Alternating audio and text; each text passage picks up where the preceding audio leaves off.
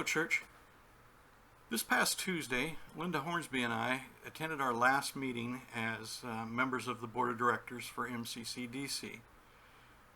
I've served 2 terms on the board, and Linda and I decided it was time to allow some new people to have this opportunity to serve our church in this way. We've been very blessed to have Monica Lawrence and Phil Hilbring step forward and run for positions on the board, and they will start their term in January. They've already been attending meetings and have jumped in eager to be a part of the administrative leadership of our church. I'll tell you, when I was first approached years ago to serve on the church board, I was very, very hesitant. I was not sure I really wanted to know all the administrative workings, the details of what goes on in operating the church. But I tell you, it's been a wonderful experience. I can tell you the people that I've served with on the board through both terms have been excellent and wonderful people. You can tell that they care about the mission of our church, and they make thoughtful, deliberative decisions about many of the operations of our church, and you can tell they do it with a very pure spirit and determination to do what is best for our church.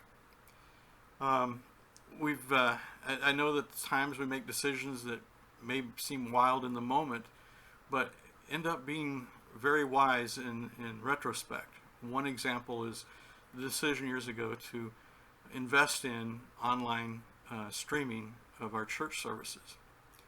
That has come back to serve us very well now in this time of pandemic, and we were very well positioned to keep our church going, and we've maintained 2 services every Sunday throughout the pandemic because of our investment in online streaming.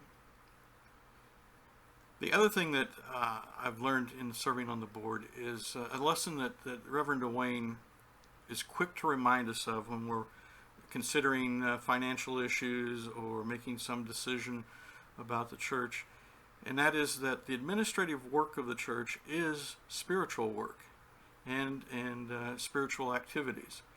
And with that grounding, I think that really helps the board to function well. As we approach Christmas time and the new year, I ask that you join me in considering 3 things. First, if you are able and in a position to do so, please consider making a special year-end gift to the church, something above and beyond what your normal offering or tithe is.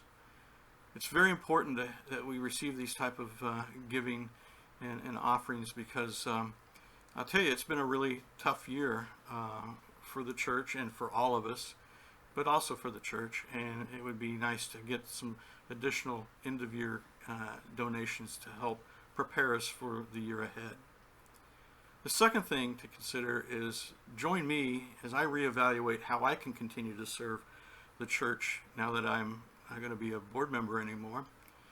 And let's think about how we can use our time and the gifts that we have to best serve our church.